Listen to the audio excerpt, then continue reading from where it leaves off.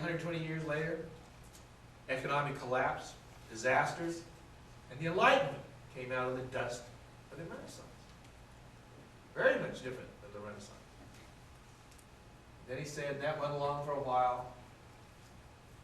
And then the last era, the one that I think is of interest to all of us here, is the era he calls Victorian England. He says it started in 1800. We all know what England did. The world was this fragmented place. China, England, the rebels in the United States, South America, Africa. It was in a state of what it was. Whatever it was, that's how the world was. Now, it's, I'm not going to call it unified. It's a rather too extreme a word to use for our humanity. But we're in touch with each other. We all are aware of each other's presence. And our lives are intertwined as never before. I made a comment in one of my papers that although we're not holding hands as we face this great crisis, we're certainly chained in the ways. But David Hackett Fisher noted that the period of Victorian England, as all such periods after 120 or so many years, came to an end, was coming to an end by another price wave. This price wave started in 1896. Prices started rising in 1896. Do the math. Do the math. We're 111 years into what Professor Fisher called in 1997 the greatest price wave, the greatest change of amplitude that he has ever seen on his charts. Professor Fisher said, we are in the mother of all changes. We're in the sea change of change. We are in a change that is greater than any change that we've gone through before. He said this in 1997. We're closer to the end now, by half, I would say, than when he wrote those books. And here we are. Here we are together. What is going to happen?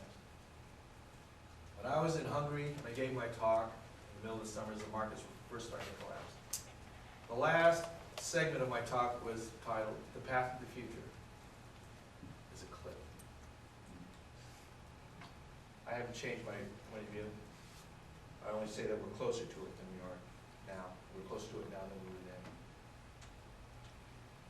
But I want to say something about what I think this is and its meaning. Because it's not about money. It's not about money at all. Money's a part of it. It's not about money. It's about something much, much bigger. Much, much more fundamental. And something that I think that those of us at the Positive Deviant Network might want to look at as we transit into this very extreme situation.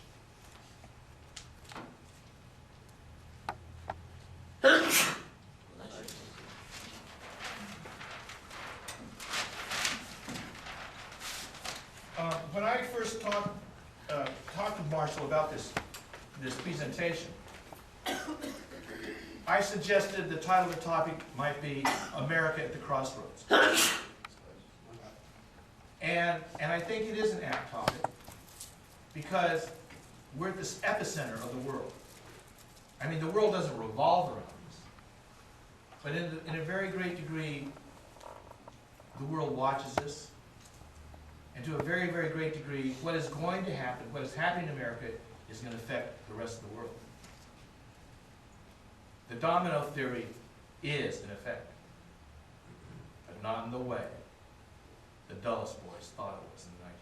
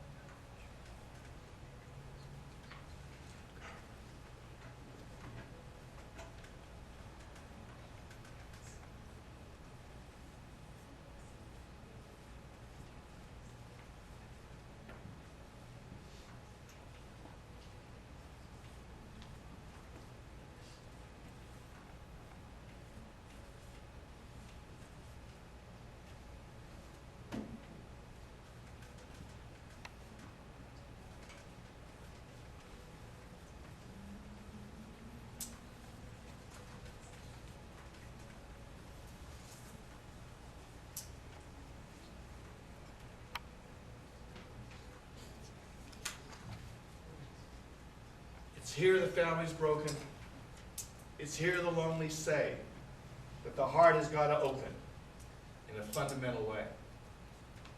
These are words from Leonard Cohen. Lyrics from his song, Democracy is Coming to the USA. This is what I believe is at the heart of the most extraordinary paradigm shift that has ever happened on the planet. This is what has been lacking. This is what is coming.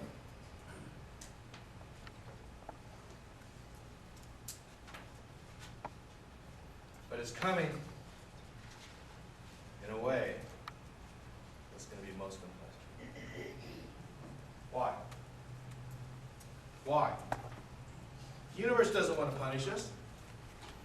I want to tell you something. When I became conscious on this planet, it freaked the hell out of me. I mean, I didn't know what was going on. I mean, it seemed certainly beyond my control, well beyond my understanding, and I was real little at the time.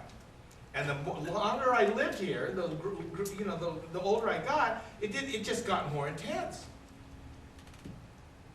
I don't believe it's malevolent. I believe it's benign.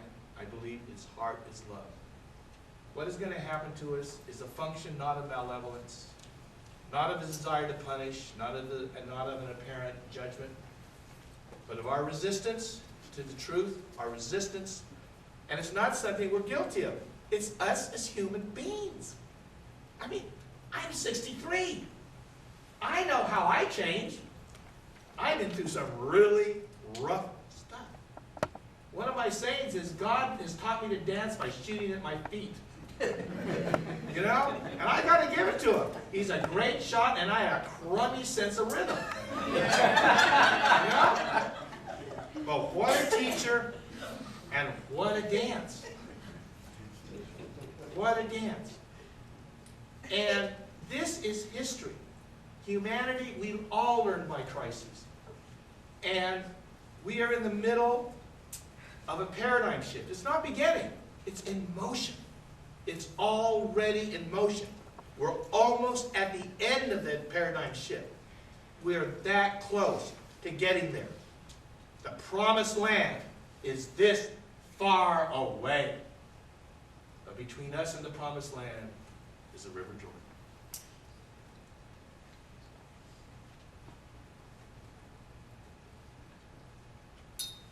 The coming economic collapse is only one of the trigger events necessary for the coming evolution of mankind.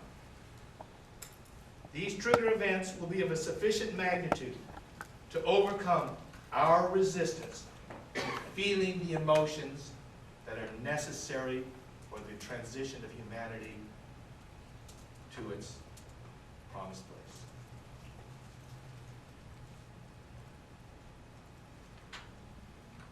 That is what I believe the economic collapse is part and parcel.